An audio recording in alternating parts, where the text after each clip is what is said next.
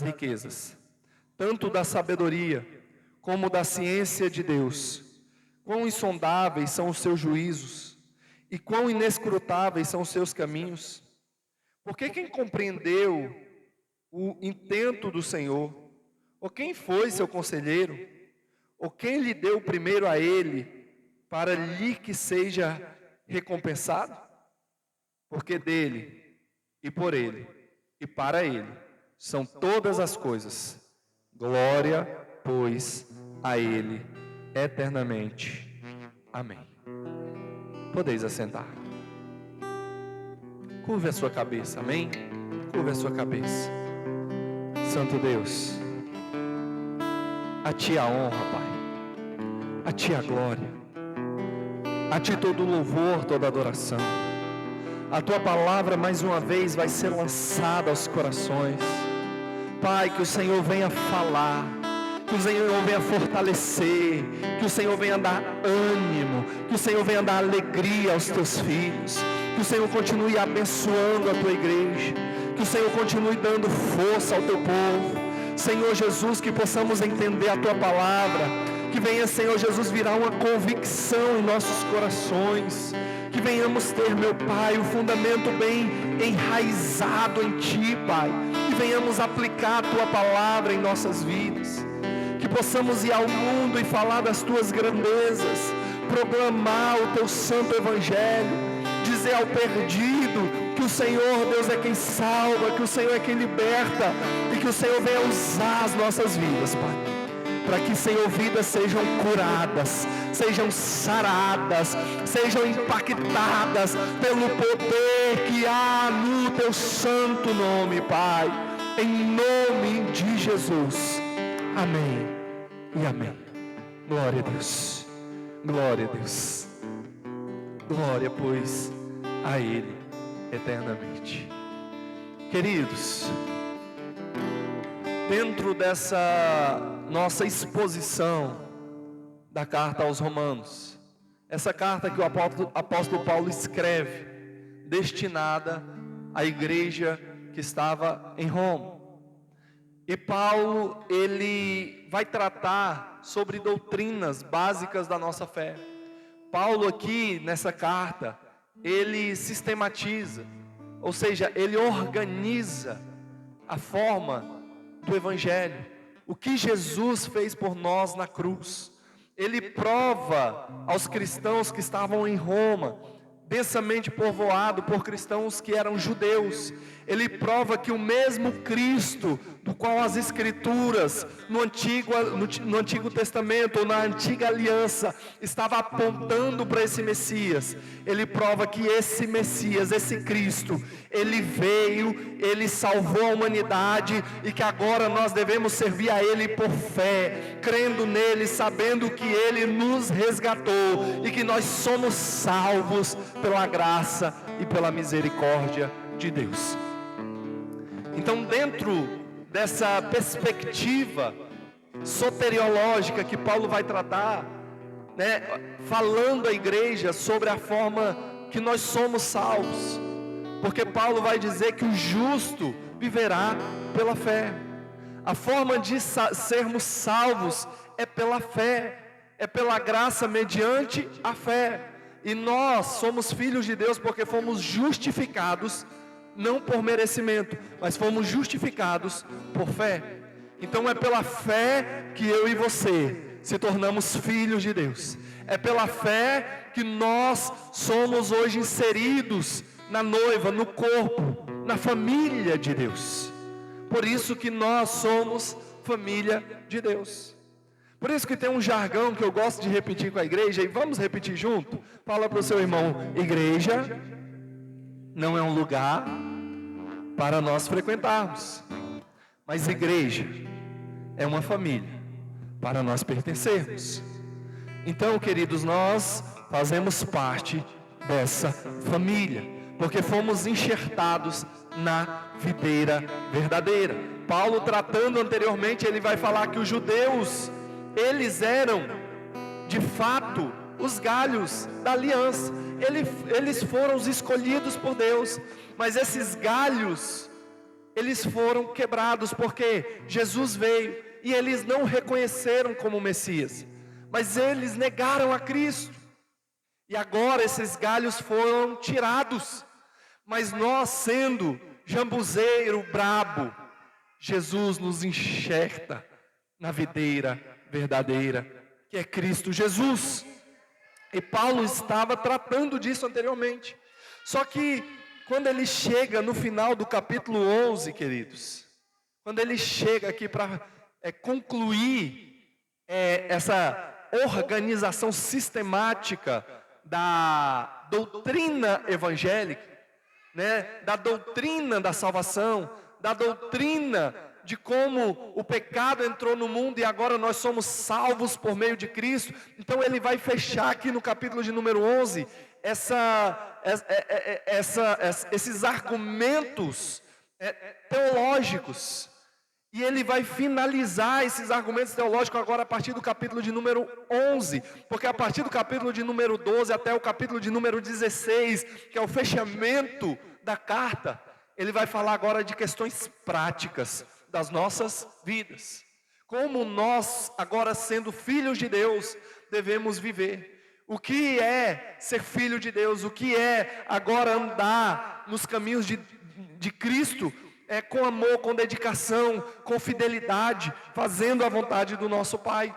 Mas até o capítulo de número 11, nós vemos que Paulo, primeiro, ele prova que todos nós somos imerecedores da graça e da misericórdia de Deus.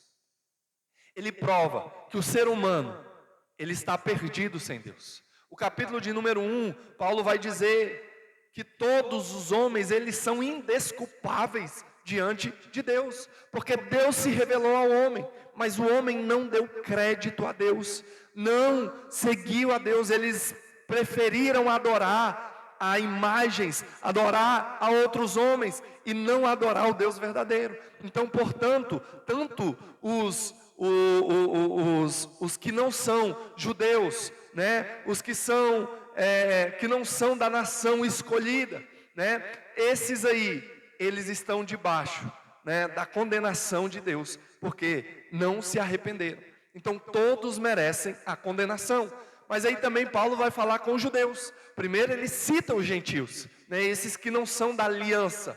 E os gentios estão debaixo, né, e não merecem a graça e a misericórdia de Deus. Ninguém merece. E Paulo também vai apontar para o povo da aliança, que eram judeus, e dizer para eles, capítulo de número 2, Paulo vai dizer, vocês também não merecem a graça e a misericórdia de Deus, porque vocês não entenderam, porque Abraão, ele foi justificado pela fé, Abraão creu em Deus, e o argumento que Paulo levanta é esse, Abraão creu em Deus, e isso lhe foi imputado como justiça.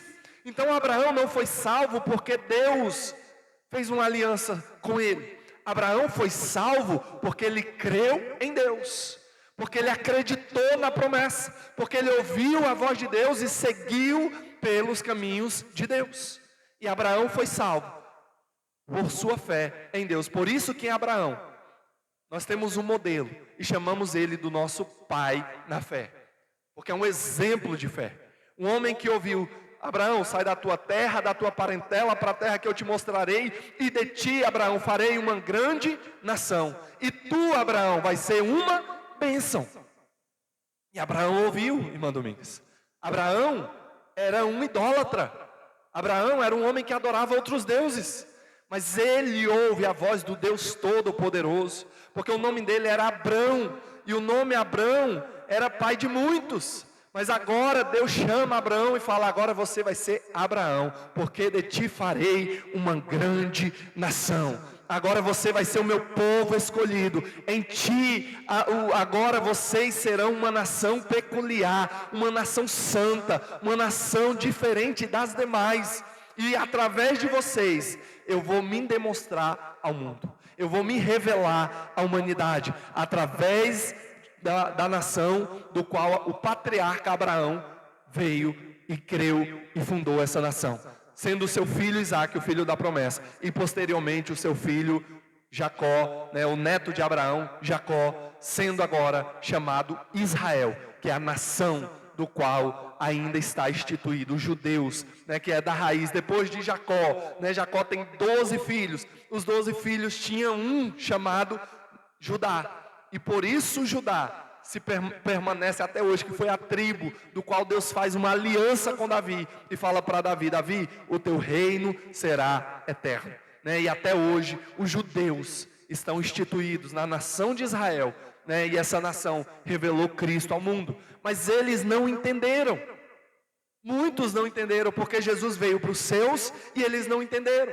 E o Messias, que é Cristo, o Messias que salvou a humanidade, veio para o seu povo, e eles o rejeitaram, eles o mataram. Mas agora, o Evangelho, ele foi anunciado aos 4 cantos da terra. Nós que éramos contrário a Deus, contrário à vontade de Deus, o Evangelho chegou até nós, e por isso agora a graça, a porta da graça foi aberta, e eu e você podemos entrar e falar: Senhor, tem misericórdia de mim, fomos escolhidos, salvos, filhos de Deus. Mas Paulo, ele vai continuar dizendo que dentro desse Israel que não ouviu, que não entendeu, Deus tem os seus remanescentes. Como foi lá com Elias, como Elias lá com os profetas de Baal, né, que Elias entrou em desesperos. Muitos dizem que ele entrou até em depressão, ficou depressivo. E aí, por causa da fala de Jezabel, porque Jezabel falou: ó Elias, amanhã eu te mato. Você agora tem uma pena sobre a tua vida, e a pena é de morte. E Elias ficou amargurado, triste. Mas quando Deus aparece a Elias, fala: Elias, levanta a cabeça, Elias. Vem para fora, Elias, sai da caverna, Elias. Porque eu guardei para mim 300 homens que não se curvaram. Os remanescentes de Deus não se curvaram diante a Baal, não se curvaram diante a Jezabel, mas permanecem fiel. E esses são eu e você, que somos a igreja de Deus, que não se curvou ao mundo, que não se curvou ao pecado, que não se curvou à idolatria, mas somos os remanescentes que não nos contaminamos com este mundo, mas vivemos para a glória de Deus. Amém? E aí Paulo vai usar todos esses argumentos mostrando que nós precisamos nos voltar a Deus, que nós precisamos entender o Evangelho, tanto na antiga como na nova aliança, que Cristo veio para nos salvar, Telina, e agora em Cristo nós somos filhos de Deus, uma nova criatura. E quando ele chega aqui no capítulo de número 11, verso de número 36, ele começa dizendo, e aqui vai ser esse fechamento, querido, vai ser essa transição que ele vai fazer agora dessa parte mais voltada a questões teológicas, e ele vai fazer agora essa transição para a parte prática da vida cristã, né? E conselhos práticos.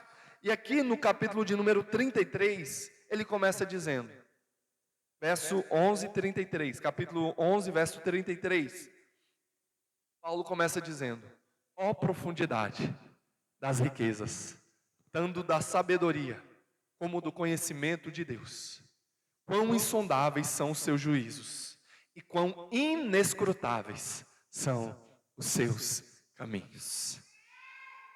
Querido, eu quero te chamar a atenção nessa noite.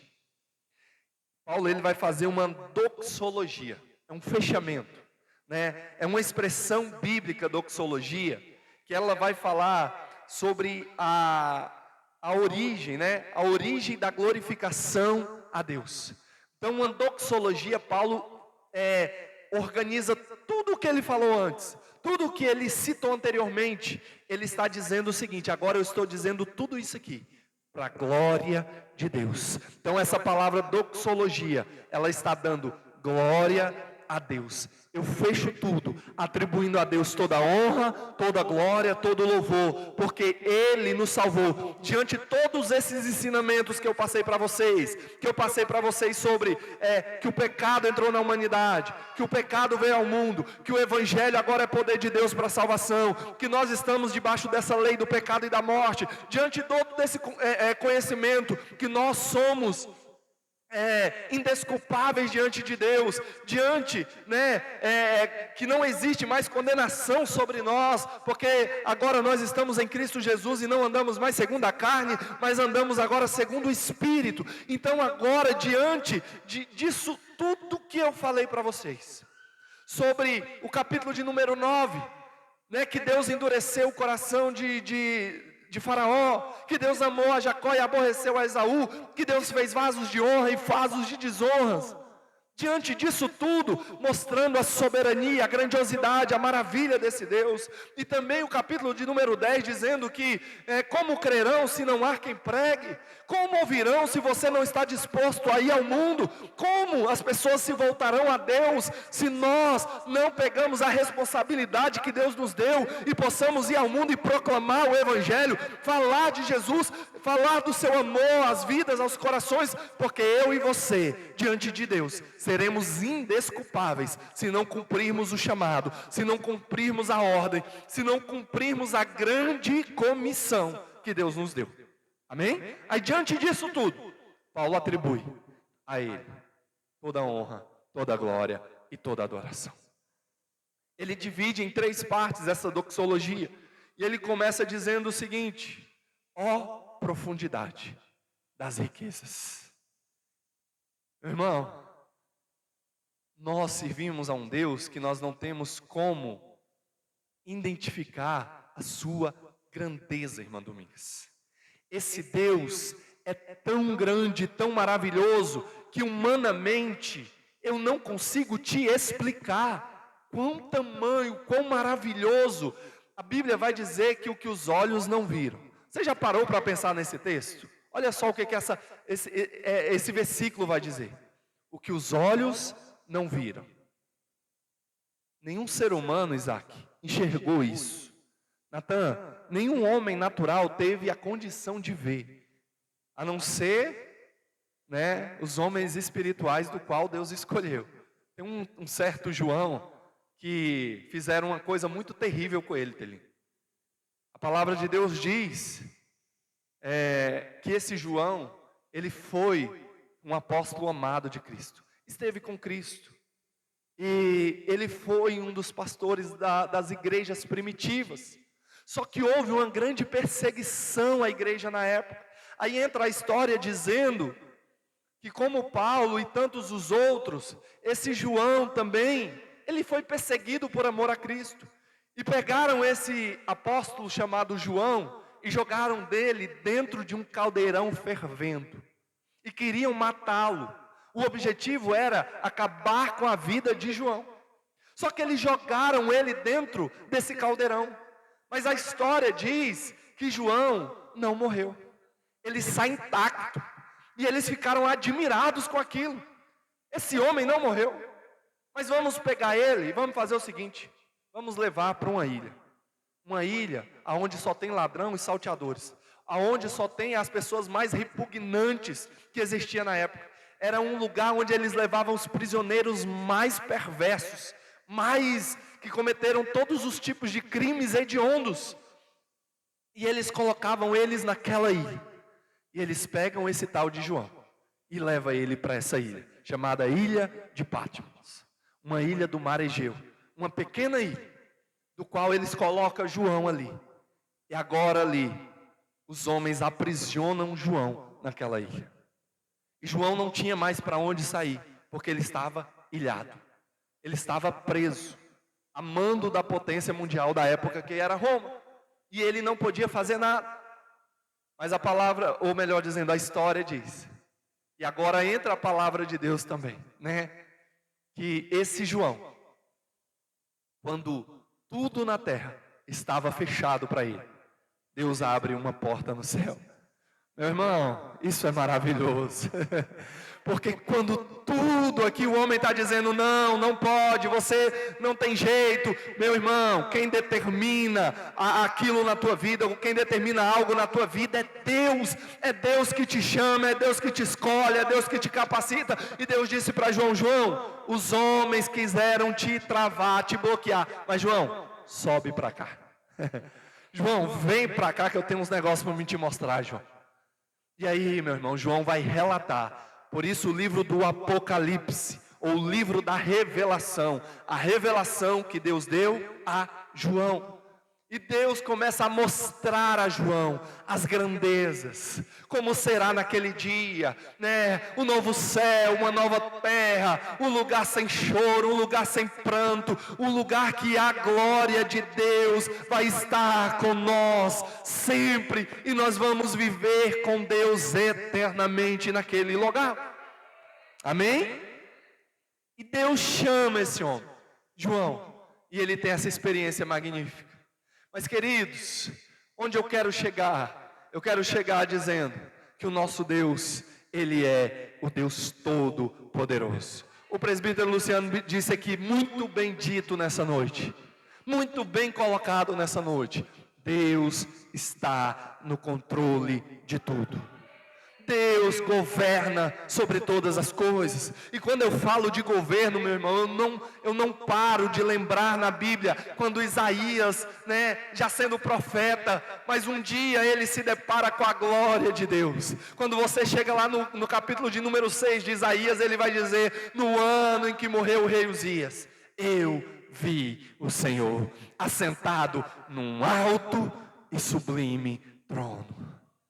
Oh, meu irmão, teu Deus, o meu Deus, Ele governa, Ele é rei, Ele está no trono, Ele tem todo o poder nos céus e na terra. É o nosso Deus. E quão profundidade das riquezas, tanto da sabedoria. O nosso Deus, Ele é profundo, Ele é grande, Ele é inexplicável. Então, como eu disse lá anteriormente, o que os olhos não viram, que ninguém enxergou, Natan, somente esses homens de Deus, o qual Deus deu graça. Paulo, que foi ao terceiro céu, João, que foi levado para Deus mostrar essa revelação. Aí a palavra de Deus vai seguir dizendo: o que os olhos não viram, o que os ouvidos não ouviram, aquilo que eu e você não temos a capacidade de ouvir alguém falando e imaginar que a tamanha grandeza disso, querido. João fala ali de forma simbólica, por quê? Porque ele não acha palavras para descrever, e ele tenta descrever com palavras, ou com situações da terra, mas tem questões ali que são tão profundas, que ele não consegue descrever com palavras humanas. E aí, meu irmão, que os ouvidos não ouviram, e aí a palavra de Deus vai além, e o que jamais penetrou no entendimento do homem, o que jamais passou pela nossa cabeça, o que jamais nós podemos pensar, se compara. Não tem comparação. Tem uma palavra que eu gosto muito de usá-la para definir isso, essa falta de compreensão. É uma palavra mais robusta. Ela fala o seguinte: inquignoscível. É algo inquignoscível, ou seja, eu não tenho a capacidade de imaginar o tão grande, o tão maravilhoso que é esse Deus, do que Ele faz por nós. É algo inquignoscível, não tem uma condição humana que alcance essa tão grandiosa e maravilhosa graça, poder, unção, misericórdia, bondade desse Deus. Porque Ele é profundo em riquezas, Ele é profundo em sabedoria, Ele é profundo em conhecimento. Esse é o nosso Deus. Querido, você já parou para pensar quem é Deus? Como é Deus? O que tão grande é esse Deus? Eu confesso que quando eu paro para pensar, eu fico meio sem noção. Porque, meu irmão, eu vou me aprofundando em questões que eu não consigo alcançar. Porque o nosso Deus é grandioso. Como assim? Deus é o Criador. Quando eu penso no tempo, para mim é uma das questões mais complexas. Porque quando eu penso no tempo, poxa, Deus criou o tempo. Todos nós estamos debaixo de uma lei, meu irmão, que nós não podemos acrescentar um segundo do nosso dia. O dia tem 24 horas. E mesmo se você quisesse, você não conseguiria dar mais um minuto no seu dia. Porque quem dá o tempo é Deus. O cronos humano, o tempo humano, é dado por Deus. Então não tem como nós definir o tempo, mas o tempo foi criado por Deus. Então Deus não está submisso ao tempo. Ele é o Criador de todas as coisas. Ele governa todas as coisas. Antes dele não existia nada, e depois dele o que existe é o que ele criou. Ele é o Deus Criador eterno, imutável, o Deus Todo-Poderoso, é o Deus do qual eu e você servimos. É só para nós termos uma compreensão, meu irmão, que eu e você servimos o Todo-Poderoso. Que quando sai uma palavra da boca dele, meu irmão, nada e ninguém pode resistir. Que quando ele fala, os seus decretos são decretos que não vão ser desobedecidos nunca, porque os planos de Deus não podem ser frustrados. É o que a palavra de Deus nos diz. Deus é tão grande, tão soberano, que Ele pode todas as coisas. E a palavra de Deus diz que esse Deus tão grande, tão soberano, Criador, é o meu e o teu Pai. Você pode dar um glória a Deus por isso, querido? Meu irmão, você tem um Pai, Douglas, que é o Rei dos Reis, o Senhor dos Senhores, aquele que governa, aquele que é santo, que é justo, que é o dono da terra, o dono do céu, o dono do ouro, o dono da prata, o dono da doença, o dono da saúde. Ele é o Deus que governa tudo. Até os demônios, o inferno, meu irmão, são cachorro de Deus, estão governados por Deus. Nem a autoridade do inferno eles têm, porque a palavra de Deus diz que ele foi lá, tomou a chave da mão, e tomou a chave do inferno e da morte, e hoje ele governa, e todo o poder lhe foi dado no céu e na terra. Esse é o nosso Deus, que governa todas as coisas, que governa o universo, amém? E aí Paulo vai dizer, profundidade das riquezas, tanto da sabedoria como da ciência de Deus, quão insondáveis são os seus juízos, e quão inescrutáveis são os seus caminhos. Do conhecimento de Deus, quão insondáveis são os seus juízos, e quão inescrutáveis são os seus caminhos. Queridos, tem questões que eu e você não vamos conseguir resolver. E a palavra de Deus está dizendo aqui, Paulo dizendo, o que eu deixei para trás, que eu não consegui definir para vocês, irmãos, que eu não consegui organizar, o restante é por fé. Vocês agora, meu irmão, caminhem por fé. Por quê? Porque senão, queridos, nós continuaremos, o que hoje nós abrimos, rede social, vídeos em redes sociais, quando nós vamos estudar algumas questões, até nas academias, pessoas que debatem, defendem as suas posições ou correntes teológicas, acima da Bíblia, acima da verdade, acima do amor, pessoas que deixam o amor de lado para agredir o outro, com palavras. E queridos, o Evangelho não é sobre isso. O Evangelho é sobre um Deus inexplicável, um Deus grande, um Deus soberano, um Deus que eu não tenho como colocar dentro de uma caixinha e falar, Senhor, agora o Senhor vai cumprir os meus caprichos. Não tem como, meu irmão, porque esse Deus, Ele é o governador de tudo, Ele é o Senhor de tudo, Ele é o Deus Todo-Poderoso. Então, queridos, nós devemos entender que Ele nos diz para amarmos. Ele nos deu o seu Espírito, e a Bíblia vai dizer que o Espírito, ele gera em nós frutos, e os frutos que o Espírito Santo de Deus gera em nós, é bondade, ou melhor, começa com amor, primeiro, amor, bondade, longanimidade, mansidão, temperança, fidelidade, domínio próprio, são frutos que o Espírito Santo de Deus gera em nós. Então, queridos, o servo de Deus, ele está aqui para frutificar. Eu e você foi feito para frutificar. Pastor, mas homem de Deus e mulher de Deus é aqueles que faz milagres, maravilhas. Também, pode ser, glória a Deus. Deus opera, Deus faz milagre, Deus faz maravilha, Deus cura, Deus abençoa, Deus faz tudo isso. Mas, queridos, não devemos confundir. A vida de um homem de Deus e de uma mulher de Deus é uma vida diária de devoção, de entrega, de fidelidade a Deus, e não de dons, porque dons Deus deu aos homens. A Bíblia assim o diz.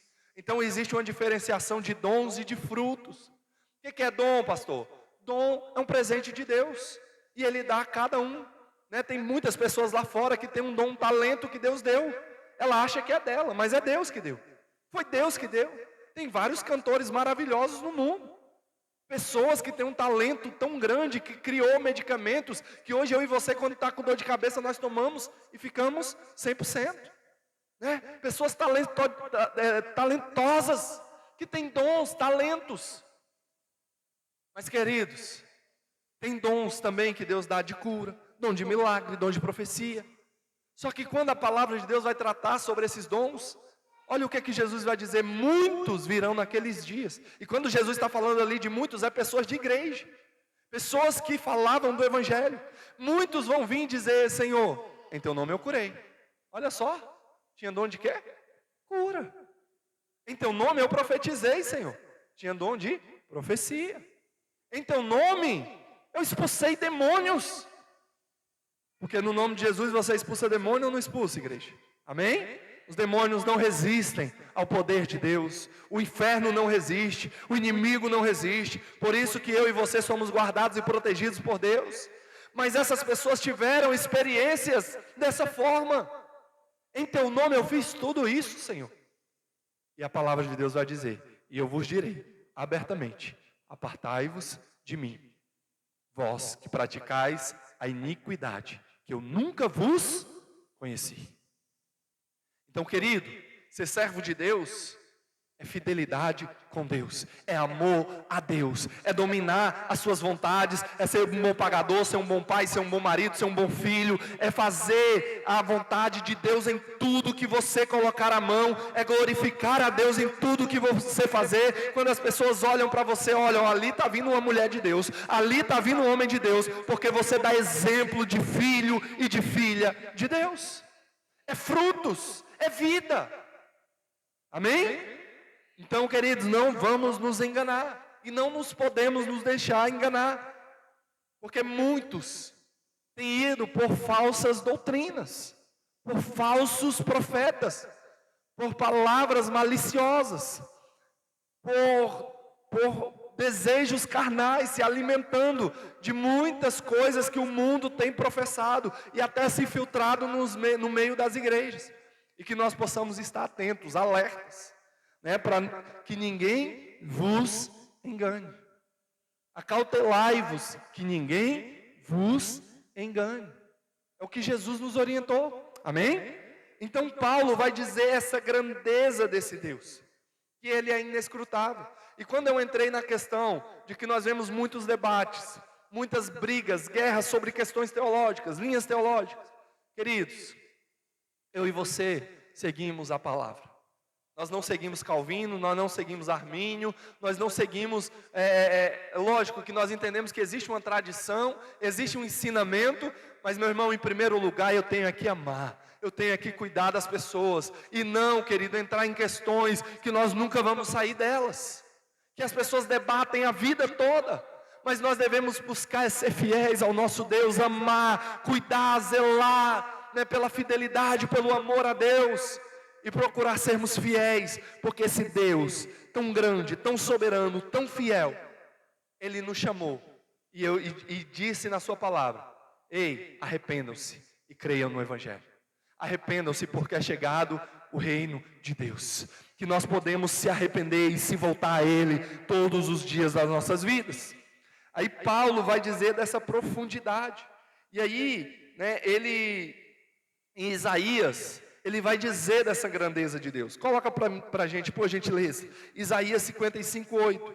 Paulo faz menção ao que o profeta já tinha profetizado, e Paulo usa essa profecia, Isaías 8, olha o que o profeta Isaías diz: porque os seus pensamentos não são os vossos pensamentos. O pensamento de Deus, meu irmão, não é o meu e o seu pensamento limitado. É um pensamento que às vezes nós pensamos só nas questões dessa vida, mas o pensamento de Deus é um pensamento que transcende as nossas questões. Lembra de Jó? que Jó falava para Deus? Eu estou sendo injustiçado. Eu estou sendo injustiçado, Deus. Eu amaldiçoo o dia que eu nasci, Deus. Eu queria ter um advogado aí para me defender. Eu queria, porque eu estou certo. Aí quando Deus se revela a Jó, quando Deus aparece diante de Jó, o que Jó faz? Jó se cala, querido. Jó não fala nada. Jó fica igual você aí agora, ó, caladinho. Por quê? Porque diante da majestade, diante da glória, diante da soberania, diante do poder do nosso Deus, meu irmão, eu não tenho como argumentar com esse Deus tão grande, né? E Deus começa a dizer a Jó: Jó, onde é que você estava, Jó? Quando eu criei este mundo, quando eu coloquei os fundamentos nessa terra, Jó? Jó, onde você estava, Jó? Quando eu fiz todo o universo, as galáxias, quando eu coloquei o luminar maior, o luminar menor, Jó, onde você estava? E Jó vai no final dizer: eu sei, Senhor, que Tu vive, que Tu é grandioso e que os Teus planos não podem ser frustrados. Eu sei que o Senhor é poderoso e que os Teus planos não podem ser frustrados. Os planos, os propósitos de Deus não podem ser frustrados. E o que Paulo está argumentando aqui é essa questão, querido. Esse nosso Deus, como Isaías diz, porque os seus pensamentos não são os nossos pensamentos, nem os vossos caminhos, nossos caminhos, diz o Senhor. Não é a minha vontade que tem que prevalecer, mas é a vontade do meu Pai. Não é as minhas perspectivas, não é as minhas, expectativas daquilo que eu quero, mas é a vontade do nosso Pai que tem que prevalecer, porque a vontade dele é boa, a vontade dele é perfeita e a vontade dele é agradável, que é tema para nosso próximo capítulo, né, que é o capítulo de número 12. Né? Paulo vai dizer, capítulo 12, verso 2, Romanos 12, 2, né? E não vos conformeis com este século, mas transformai-vos pela renovação do vosso entendimento, para que experimentei qual seja a boa, agradável e perfeita vontade de Deus. Amém? Aí vamos dar seguimento. Verso de número 34.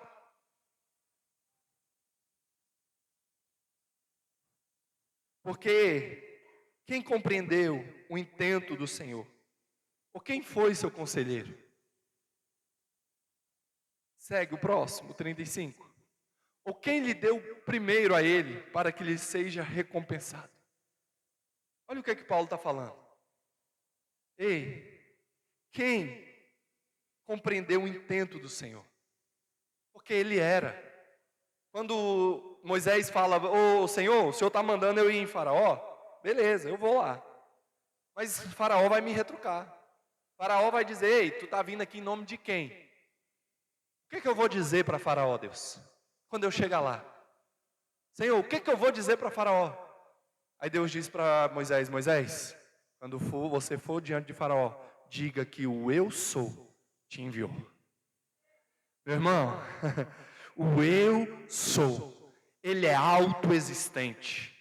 Antes dele não havia ninguém. Quem aconselhou a Deus? Quem deu conselhos a Deus? Olha o que Paulo está perguntando.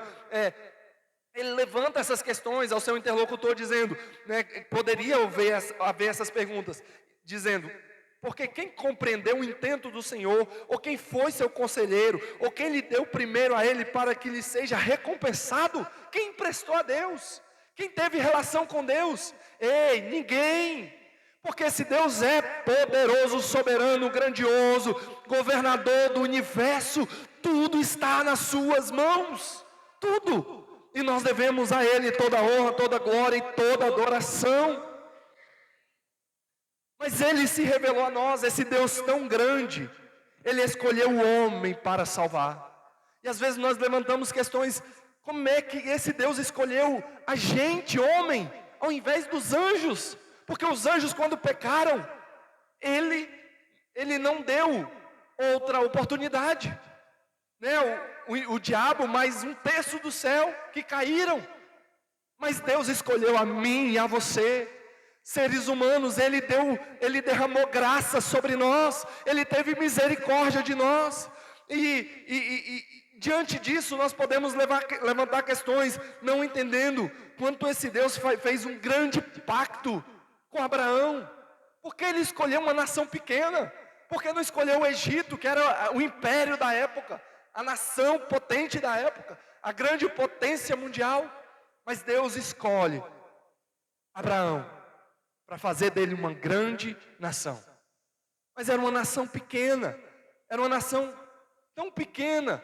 Mas aí em Abraão, meu irmão, agora uma nação surge. Os filhos de Deus agora são manifestos no mundo. O evangelho é transmitido ao mundo. E agora, meu irmão, nós somos descendentes de Abraão pela fé, pela graça. Porque Abraão teve fé, eu e você tivemos fé em Jesus. E nós agora somos filhos e da mesma família de Abraão. Porque o pai Abraão, nosso pai da fé, creu em Jesus. E isso lhe foi imputado como justiça. Amém? Então, muitos se questionam, não entendem quanto Deus mandou os profetas para serem apedrejados. Por que o plano de Deus foi assim? Por que isso tudo? Mas ei, quão inescrutáveis são os seus caminhos, quão insondáveis é esse Deus. Na cabeça dele, meu irmão, para mim e para você às vezes não vai fazer sentido, mas na cabeça de Deus tudo faz sentido. É o que quando ele aparece para Jó, meu irmão, ali eu vejo as minhas questões. Quando eu questiono Deus, quando eu coloco situações diante de Deus, e aí Deus vem e fala: ei, quem é você? Eu governo tudo. Eu sei de todas as coisas, eu conheço todas as coisas, e tudo está cooperando para o teu bem, todas as coisas estão cooperando para o bem daqueles que amam a Deus, tudo que está acontecendo no universo está cooperando para o teu bem. É uma doença, está cooperando para o teu bem, é uma dificuldade, está cooperando para o teu bem, é uma bênção, está cooperando para o teu bem. Se você ama a Deus e anda segundo os seus decretos, Deus está cuidando de você. Amém, igreja? Ele cuida dos seus, Ele cuida. Então o reconhecimento dessa supremacia de Deus. Isaías também vai dizer lá no capítulo de número 40, verso 12: quem mediu na rocha as mãos, da sua mão as águas, e tomou a medida dos céus, e os palmos, e recolheram uma medida do pó da terra, e pesou os montes com peso, com os outeiros na balança. Quem guiou o Espírito do Senhor, ou como o seu conselheiro o ensinou? Ele levanta aqui Paulo levanta as mesmas questões que o profeta Isaías já tinha levantado. Ele vai finalizar essa doxologia, essa segunda parte, dizendo: como eu posso aconselhar a Deus? Como alguém pode aconselhar a Deus, sendo Ele todo poderoso? Nós devemos dar a Ele toda a honra, toda a glória e todo o louvor. E para finalizar, querido, e eu te convido nessa noite a entender isso. Paulo parte para o final dizendo: porque dele, e por ele, e para ele, são todas as coisas. Glória, pois, a ele eternamente. Amém. Glória, pois, a ele eternamente. Amém. Tudo é dele, toda a honra é dele, toda a glória é dele. Daniel, por gentileza, Ministério de Louvor, por gentileza, vem à frente. E eu convido a igreja, se coloque de pé nessa noite, querido. Nós vamos finalizar dizendo que todo o mérito, toda a glória, todo o reconhecimento é o nosso Deus. Nós somos apenas criaturas que devemos dar a Ele todo o mérito, toda a glória e toda a adoração. E nessa noite nós vamos declarar isso. Eu convido a igreja, por gentileza, venha à frente todos. Nós vamos fazer uma oração. Nós vamos orar ao Senhor nessa noite.